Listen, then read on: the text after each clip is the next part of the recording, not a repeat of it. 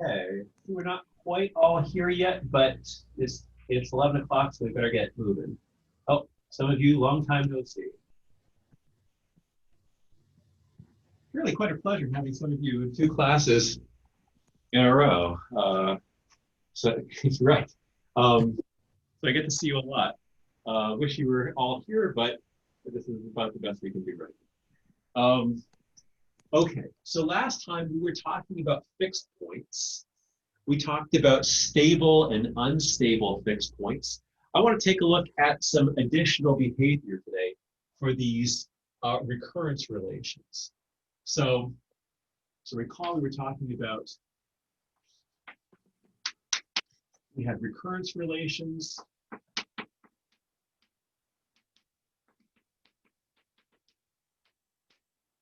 And we talked about fixed points. We saw that some fixed points are stable.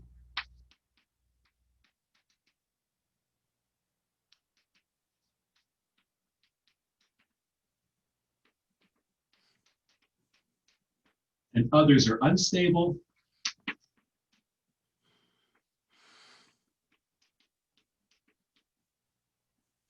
And this seemed to have something to do with slope.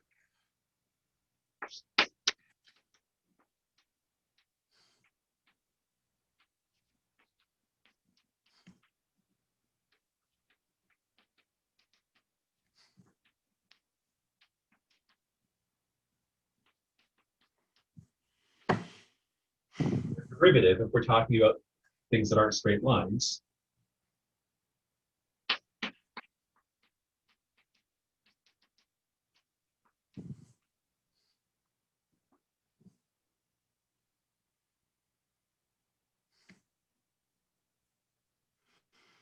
Let's take a look at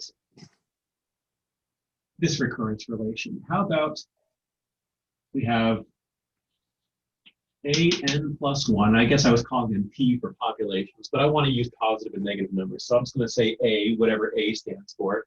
An plus 1 equals an plus an squared.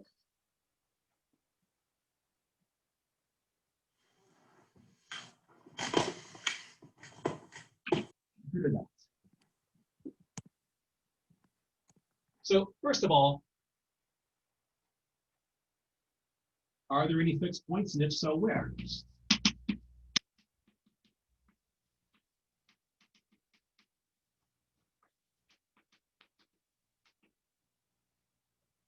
You can think of the fixed points as like the steady state conditions.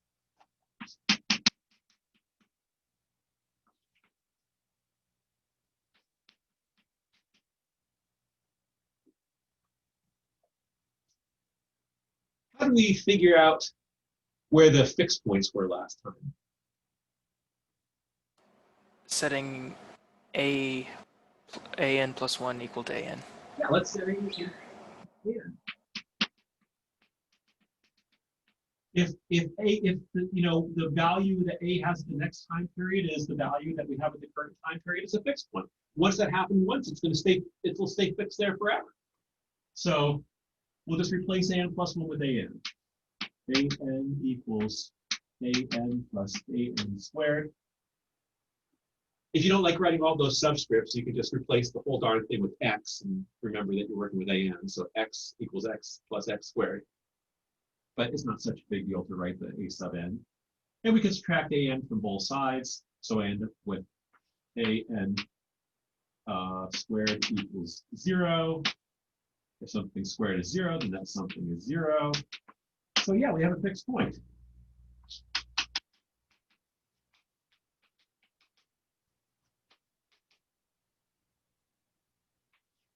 Fixed point at 0. So if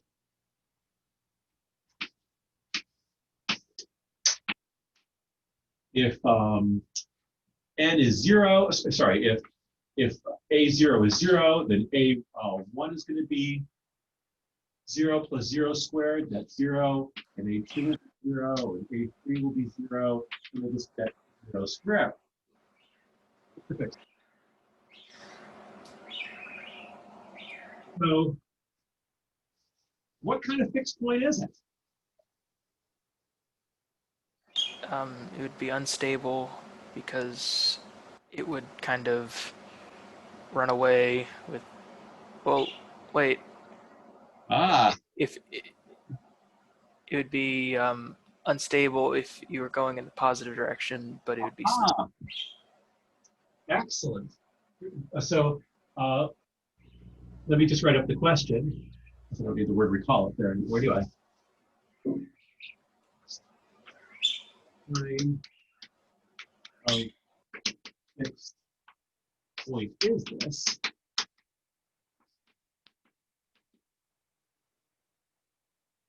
And Jackson's hypothesis or reasoning is it's stable in one direction and unstable in another. So let's try a value. Let's try values a little bit bigger than 0. So let me try a value like 0.1. Oh, sorry. So my initial value is going to be 0.1. So my next value is going to be 0.1 plus 0.1 squared. So that's going to be 0.1 plus 0.01 or 0.11. My next value is going to be this plus this squared. So let's see, that's 0, 1, 2, 2, 1. I don't know. Now would be a good time to pull up your calculator.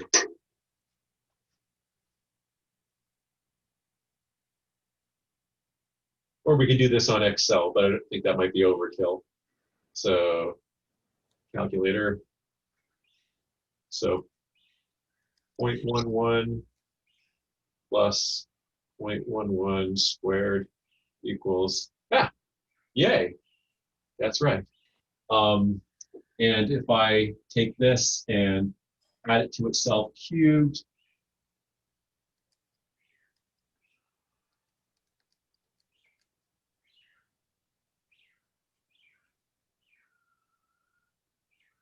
I get 0.1239 more stuff. Anyway, these seem to be getting further away from zero. So these are getting further away.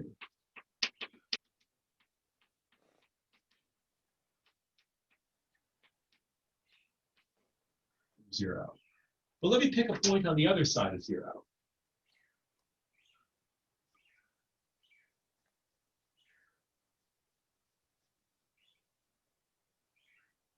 Let's pick a point minus 0.1. So what we're trying to do is try to determine like what kind of points are stable and unstable at this point. What kind of fixed point this is. It may, so far we've seen stable fixed points where things get closer and unstable fixed points where things get further away. This might not be either. So let's take a look at this. Let's go n and an, and as a first number, as an initial condition, let me pick minus 0.1. So minus 0.1 plus minus 0.1 squared is equal to minus 0.1 plus 0.01, which is equal to minus 0.09.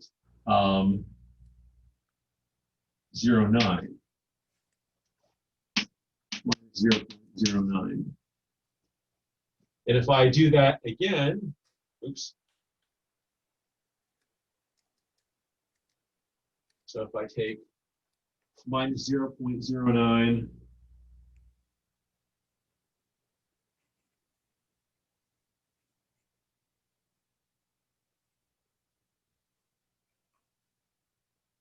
plus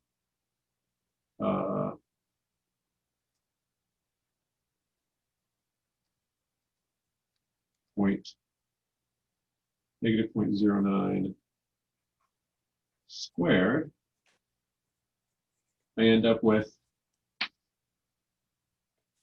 negative 0.0819 and so on. And these seem to be getting closer to zero.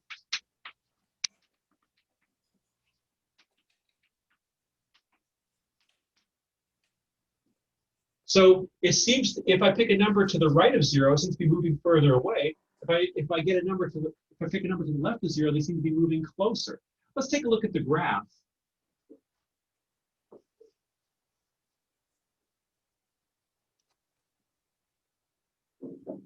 Of y equals x plus x squared. That's the sort of graph that you got very good at drawing when you were in calculus. You know it's a parabola, x squared plus x, if you're used to seeing the x squared first, which I am. It's a parabola. It crosses the x-axis at 0 and at negative 1. Let me dot in that line y equals x.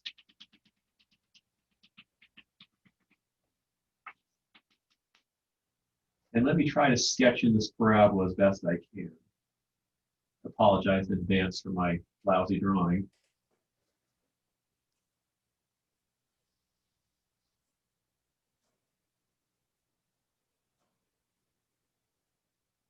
Something like this.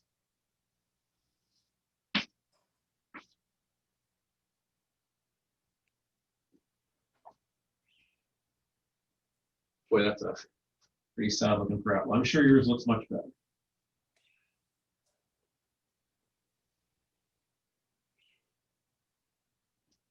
Okay.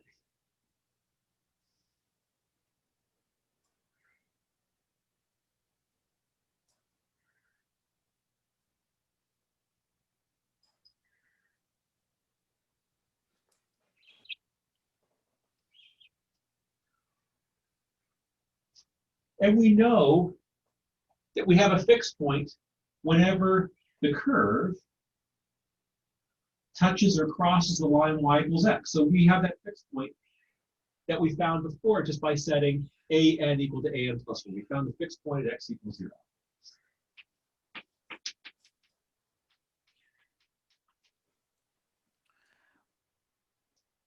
Wouldn't the line for y equals x be kind of like a v?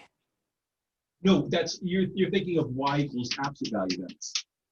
I mean x squared. Oh, no. So Oh, that's the y equals x. yeah, I'm right. sorry. Yeah, no, it's no problem. No problem. So we know that we always have a fixed point at values where the curve y equals, in this case, x plus x squared, or x squared plus x, where that touches or crosses the line y equals x. Remember, we were doing that spider web method last time. But if we do the spider web method on this, let's say we start off at this point to the right. We go up to the curve, and then go over the line y equals x, go up to the curve, go over the line y equals x, go up to the curve. You can see we're moving further and further away from 0. It is definitely unstable on that side.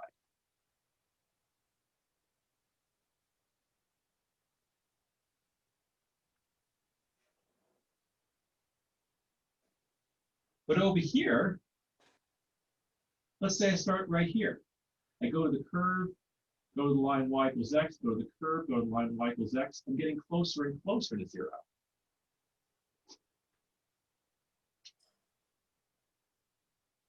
And I know that picture is awfully small, but if you go to the curve vertically and then go horizontally over the line y equals x, then go up to the curve, go over the line y equals x, you're getting closer and closer to x equals 0.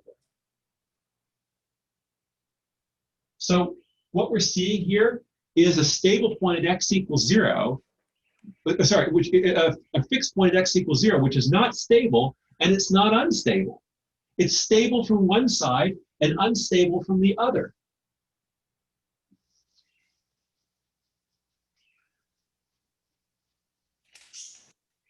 So x equals 0 is a fixed point. We said it's a fixed point. And is stable from one side.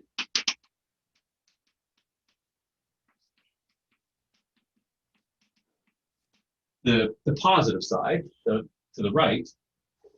Sorry, it's unstable to the right.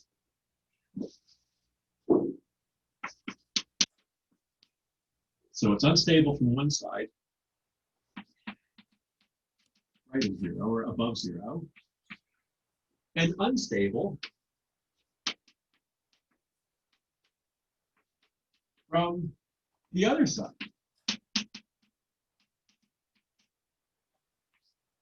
Left of 0.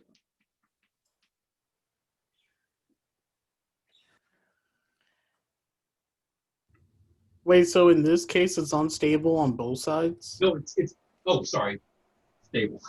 It's stable from the other side, left of 0. Okay. I just made a mistake. Isn't it only stable for like a certain interval though? Ah, yes. That's a great question, Jackson.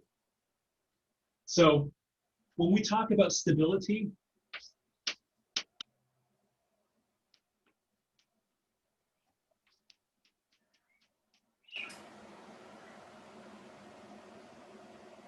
that matters are nearby points in the calculus sense.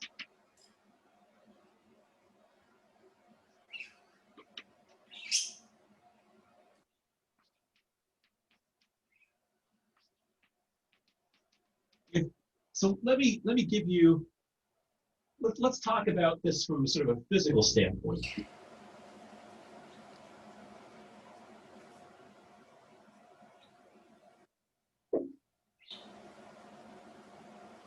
So it's basically just like a threshold? Yeah. Let's say I have a surface that looks like this. So now that's just an honest to goodness surface that you can roll things on. and I have a ball.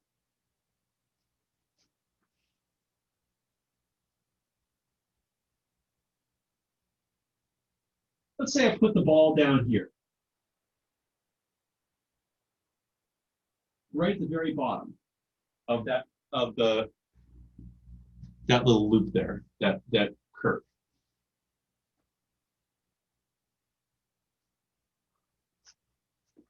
If it's right at the very bottom, it's going to stay there, right? Is everybody okay with that? If I put the ball right at the bottom of the curve, it's going to stay. What happens if I move the ball a little bit to the right? What happens to it? Where does it tend to go? It's gonna roll back to the center. It's going to roll back to the center, and if I move it a little bit to the left, it's also going to roll back to the center.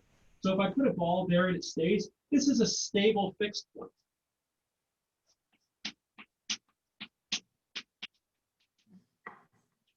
If I tend to perturb the ball, perturb it, move it a little bit in one direction or the other, it wants to go back to that fixed point. It's a stable fixed point. Does that make sense? If I put the ball right up here, right on top, right at the very top where it's level, it's going to stay. I have another fixed point up here. But if I perturb that ball a little bit to the right, it tends to roll away. It's gonna roll back to the center. Well, it rolls back over here, but we don't care what happens over here. We're just paying attention to this fixed point right now. So it's just gonna roll. Yeah. Yeah, it'll roll away. And if I move it a little bit to the left, it will roll away again. What I have here, but if I put it right in the middle, right at the very top where it's flat, it's going to stay. This is an unstable fixed point.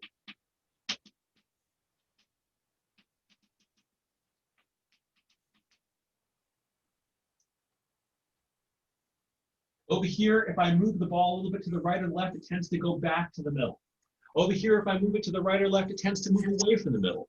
So both of these are fixed points, but this one's stable and this one's unstable in terms of ball rolling.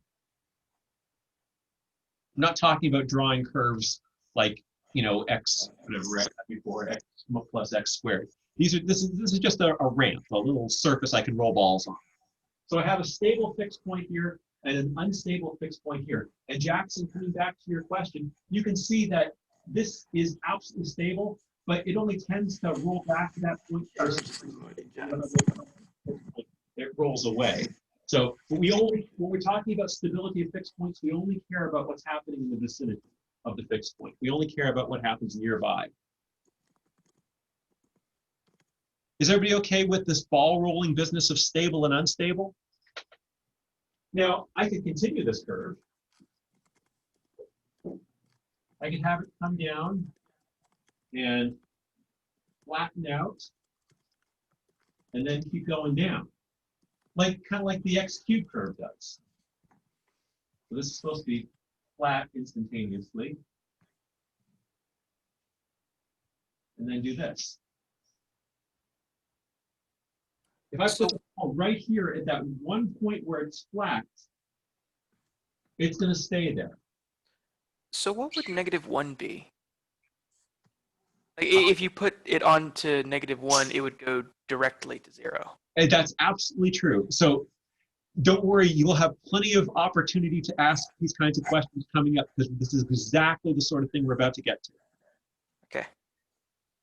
So yeah, those are wonderful questions.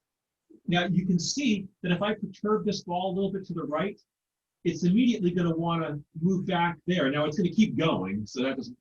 But if I move it to a little bit to the right, I'm going to feel a force trying to move it back towards the middle, because that's the downward direction. But if I move a little to the left, it's going to move away. So what I have here is a one-sided stable fixed point.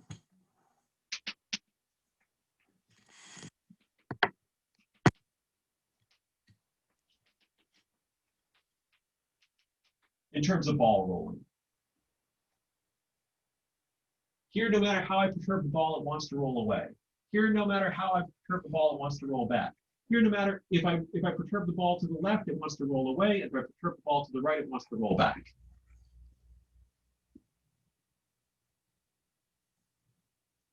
So far with fixed points, we've seen a variety of things that can happen. They can be stable fixed points where if you go a little bit away from the fixed point, it wants to go back to the fixed point. We've seen unstable fixed points, and we've seen one-sided stability. What are the behaviors? There's no guarantee that those are all the behaviors. So, Jackson, I am going to circle back around to your question, but I'm going to give you another recurrence relation first.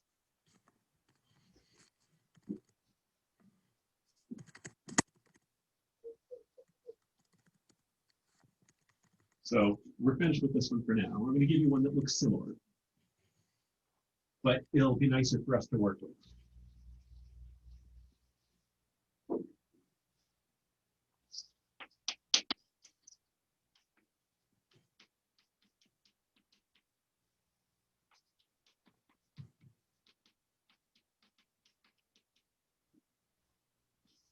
AN plus 1 equals 4AN minus 4AN squared.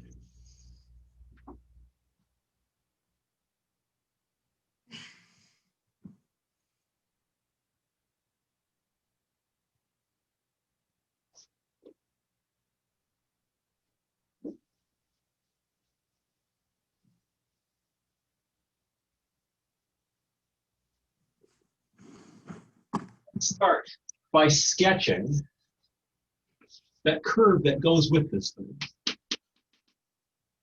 Sketch y equals 4x minus 4x squared. Make a good sketch of that. If you like, you can write it like this, minus 4x squared plus 4x.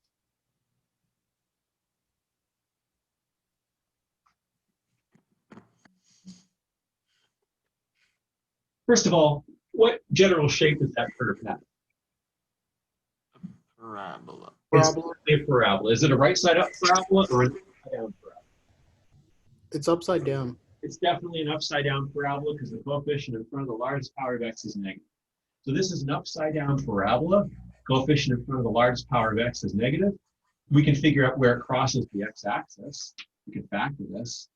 4 times x times minus x plus 1. So if we set y equal to 0, so for the x-intercepts, we'll set y equal to 0. So we end up with 4x times minus x plus 1 is equal to 0. So either 4x equals 0 or minus x plus 1 equals 0. This thing crosses the x-axis at x equals 0 and x equals 1.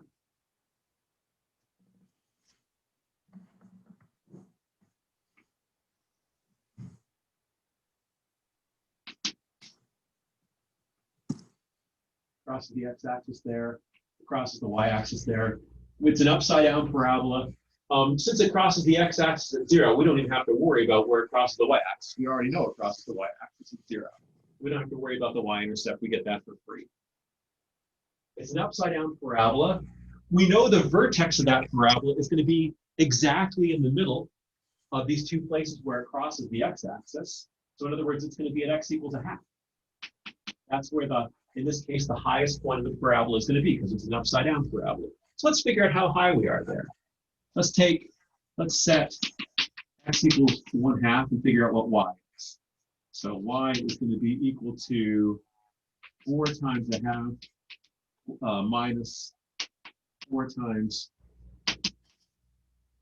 1/2 squared. So 4 times a half is 2. 4 times a quarter is 1. 2 minus 1 is, let's see, carry the 7, 1. So here, at 1/2, we're up to type 1. So why to 1/2? Why did I go to 1/2? Because I was looking for the vertex on the parabola, which there's a variety of ways you can find the vertex. You might remember from high school that the vertex is minus b over 2c, sorry, minus b over 2a on the parabola, but I knew it was going to be exactly halfway between the places where it crossed the x-axis. And so that's why I went to a half. And we're up at height. So I end up with this upside down parabola, which I'm sure my picture is going to be terrible, but I'm going to draw it for you anyway.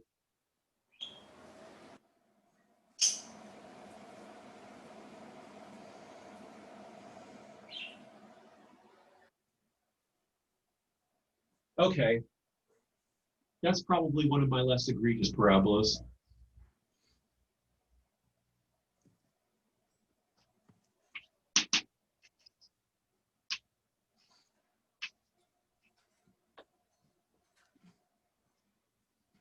Now, this particular recurrence relation has a very nice property.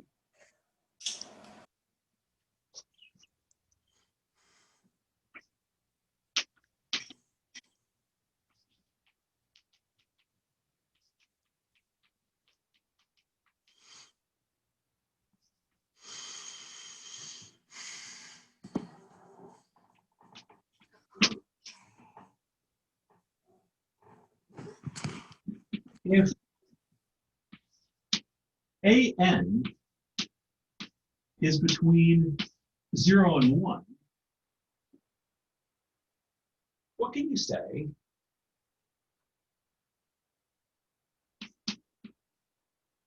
about an plus 1? If I plug a number between 0 and 1 in for an, so that's going to be like the x value over here. If I plug an between 0 and 1, just looking at the picture, what can you see about an plus 1?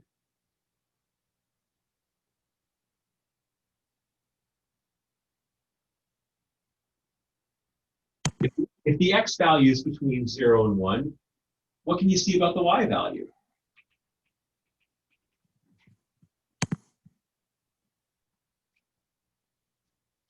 If I pick an x value between 0 and 1, what can you see about the y value of the curve?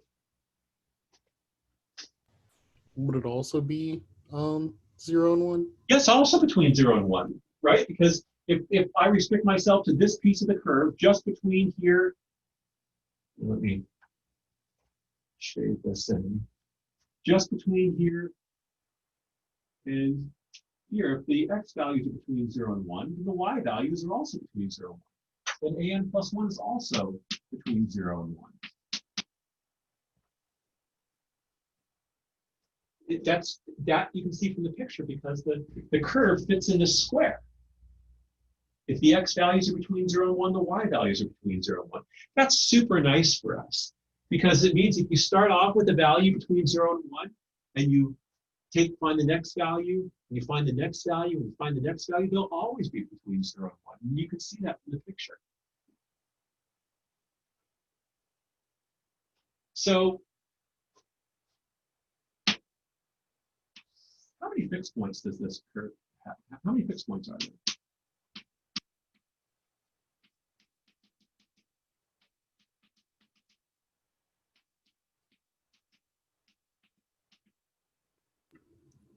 Wouldn't it be 3?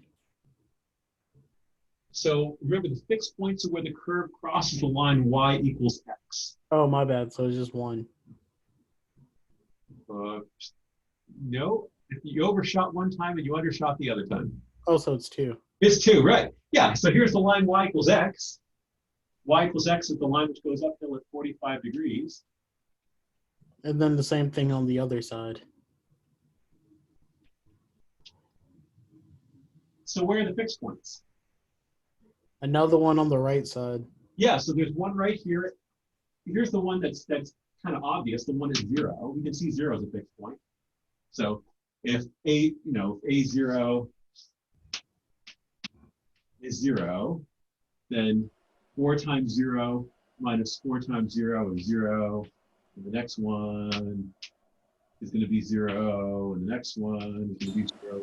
You can see that because this curve, this parabola, y equals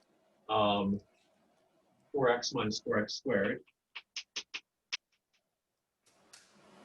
Compute the line y equals x at x equals 0. But you also said there's another one, and you're right, it's right here.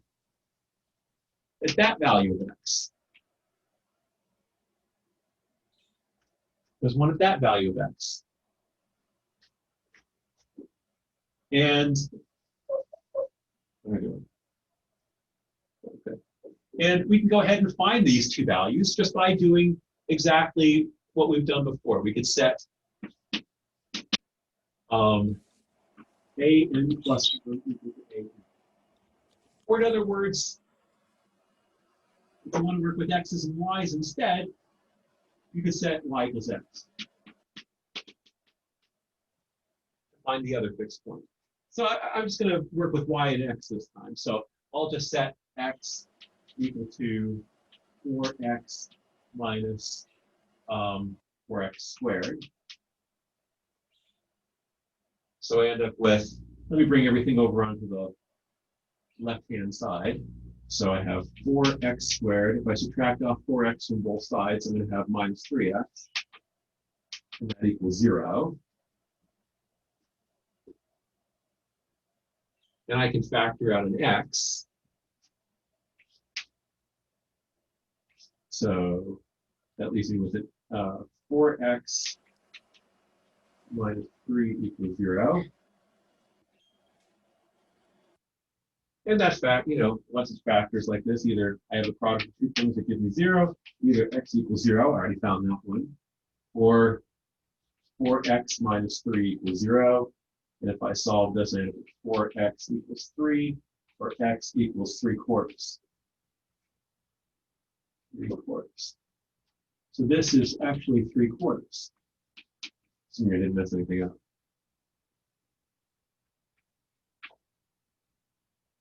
That's too hard to see.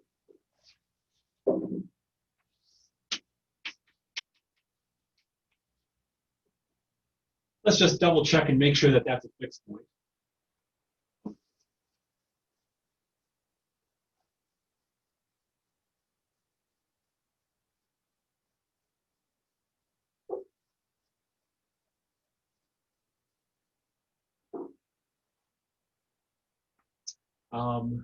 So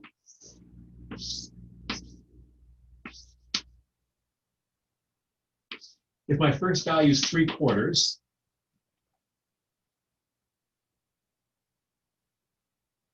then my next value is going to be 4 times 3/4 minus 4 times 3/4 squared. So 4 times 3/4, that's 3,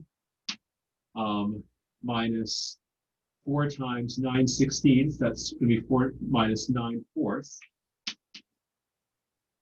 Getting a common denominator, that's 12/4 minus 9/4 is 3/4. The next one's going to be 3/4. The next one's going to be 3/4. The next one's going to be 3/4. Forever. So it is. These are my fixed points.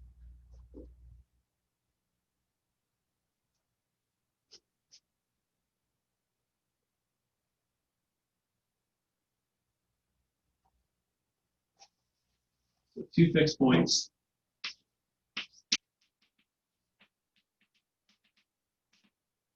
X equals 0 and x equals 3/4.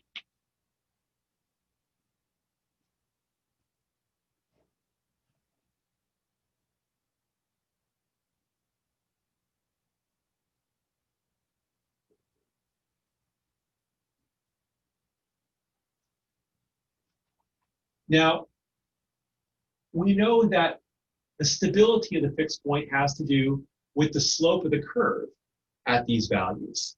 Now, this curve is not a straight line. It's a parabola. And so instead of talking about slope, we're talking about derivative. Let's go ahead and take the derivative of this function and plug in those 2 fixed points. So we had y equals 4x minus 4x squared. Let's go ahead and take the derivative of y prime equals, now we're back in calculus 1, 4 minus 8 x.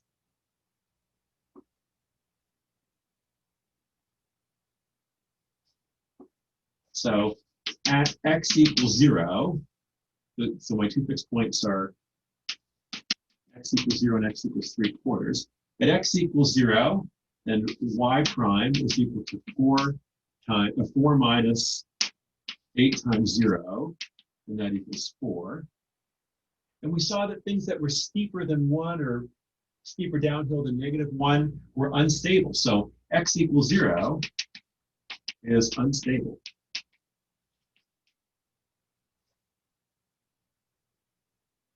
And you can see that on the picture too. If I have a value near 0 and I go up to the curve, and then over the line y equals x and up the curve, I'm seem to be moving away from x equals 0 for a while. And x equals 3/4, y prime equals 4 minus 8 times 3/4. That's 4 minus 6, that's -2. And that has absolute value bigger than 1, so this is also unstable. X equals 3/4, also unstable. And you can see that on the curve too. Not quite as obvious, because it's not quite as steep there, but it's unstable. So if you have nearby points to 3/4, they tend to move away from 3/4. If you have nearby points to 0, they tend to move away from 0. We also know that we said that if we start off somewhere between 0 and 1, we stay between 0 and 1. This curve gives us all sorts of complicated behavior.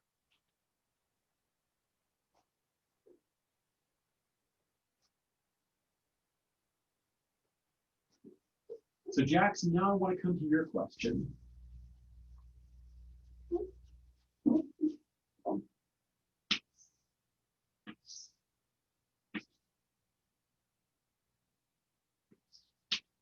What happens if we start off at the point 1? Oh, sorry. So we'll say A0 equals 1. So according to this picture, if A0 equals 1, what's A1? Or you can just as easily go back over here. Should be 0. 0. And what's going to be A2 now that A1 is 0?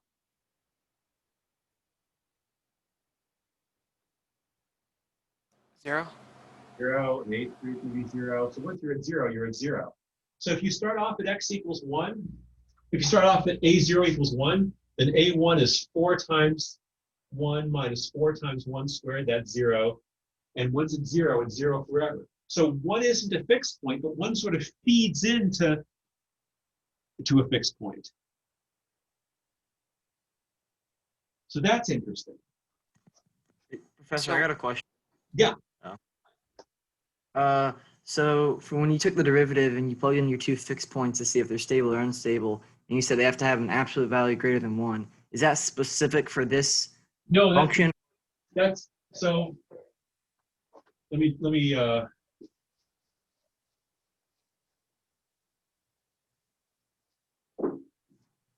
So if an plus 1 equals f of an, you have some function that you plug your current value in to get your next value. And let's say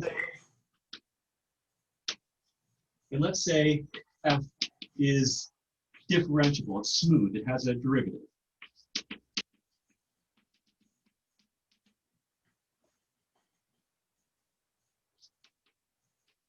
If,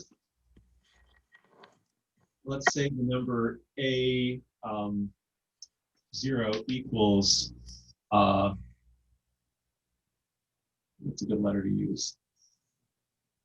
Equals x 0, is a fixed point. If A0 is x0, whatever that number x0 is, and that's a fixed point. The derivative in absolute value is greater than 1, it's definitely unstable.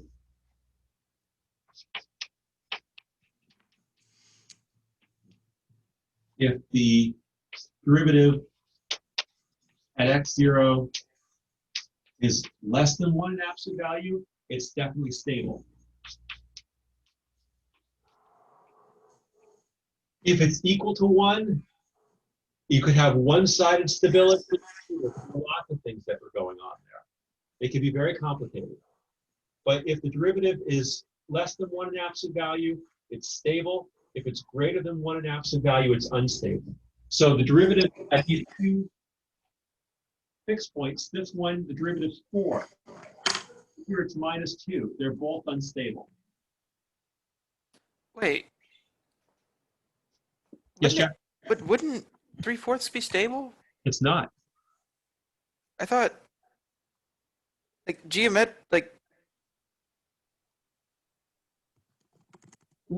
let's bring up. I was doing like the line thing, and it seemed to be stable. Let's try. So let me share a screen with you.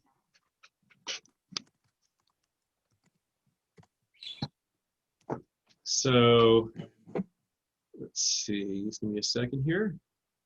And I'm going to bring up Excel.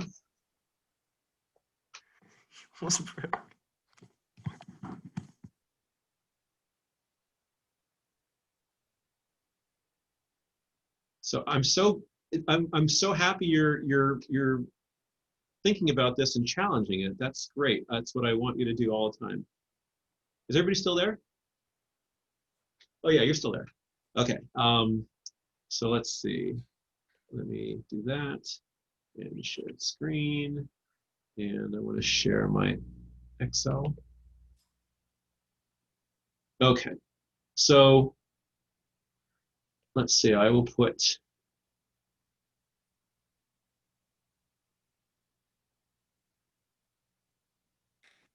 zero and my initial. We have 3/4. You were saying.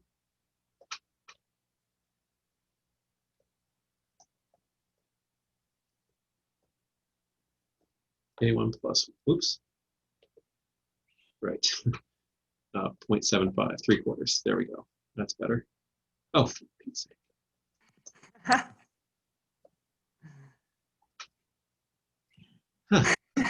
How do I change it from, why is it doing that? I have no idea. Yeah. What? I have no idea. I'm just gonna go over here. I'm gonna start again. 0.75. Okay, there we go. Obviously, once it thinks it's a date, it thinks it's a date, and I have to figure out how to tell it it's not a date. But so equals A5 plus 1. And over here, so we had this equals 4 times B5 minus 4 times B5 squared. So there's my formula. 4 times the previous number minus 4 times the previous number squared. And you see, of course, I get exactly what I expect. If it's 0.75, it's a fixed point. It just stays 0.75 forever. But let's change this to a number a little bit bigger. 0.7501, just a teensy bit bigger.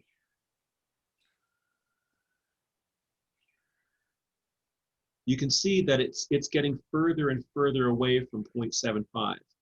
At least for a while. See at 0.7, so I was only 1/10,000th apart from 1/10,000th bigger than 0.75 here. And here I was 2/10,000ths away from it. And here I'm 4/10,000ths away from it. And here I'm 8/10,000ths away from it. And I'm moving steadily further away from 0.75. Does that make sense? Yeah. The only reason that I thought that it was stable is that when I did the line test thing, it moved towards the point. Well, it doesn't, but it overshoots. So at 0.7501, it gets further, like I moved 1/10,000th to the right at 0.75. And when I do this, you're right, it's moved to the left, but it's moved further away. It's one of those cases where we have,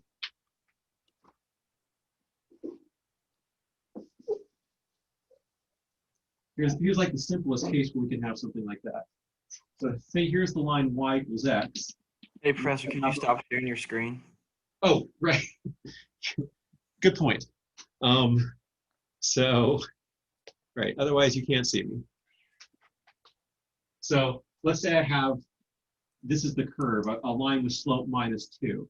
If I go up to the curve and over to the line y equals x, and up to the curve and over to the line y equals x, I keep moving further away from my fixed point, which is right there. I'm moving further away. Just getting further and further away from it. If the slope is greater than 1. So we have two fixed points here. The slope here is 4, and the slope here is -2.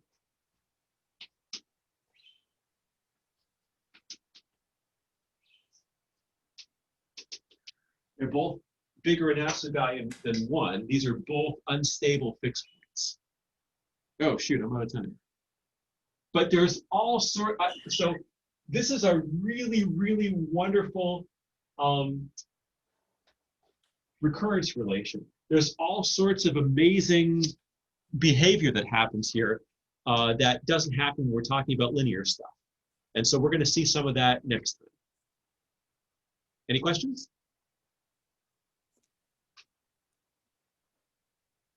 See you Friday.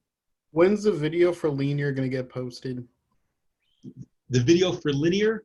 Yeah. Today, I hope. Okay. This afternoon. Oh, also, Yeah. for the page on for the page for modeling hasn't been updated since the 4th. Yeah, I'll update that. Wait, Yes, that was linear. since the 4th? Yeah, since linear. Oh, sorry, same for linear as well. Oh, okay. In that case, I've probably forgotten to press save. Let me go check and see what's going on there. Okay, thank you. Sure.